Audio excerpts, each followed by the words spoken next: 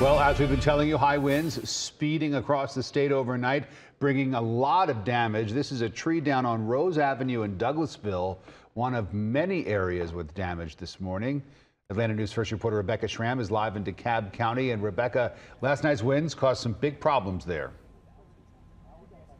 Absolutely, Rick. And if those of you watching at home, if you had maybe a tree limb or some branches down on your property, you might want to consider yourself lucky, because look at what this family is having to deal with this morning. We are in DeKalb County, unincorporated DeKalb, sort of in between Tucker and Chamblee. This is Brook Cliff Way, and look at that. A tree came crashing through their house. Looks like it came from the back side of the home and sliced through what appears to be an upstairs bedroom. Thankfully, nobody was hurt. This is probably the worst of what we've seen so far as we survey the damage from overnight. In fact, we've got a map of DeKalb County. Now, these are areas where people called 911 or called the county to report that they had trees down.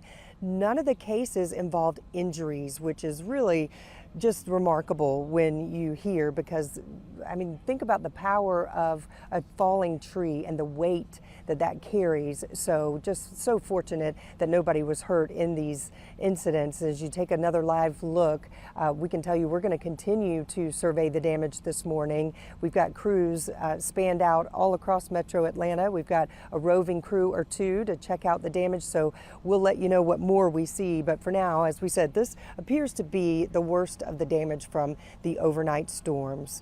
Live in DeKalb County, Rebecca Schramm, Atlanta News First. Thank you.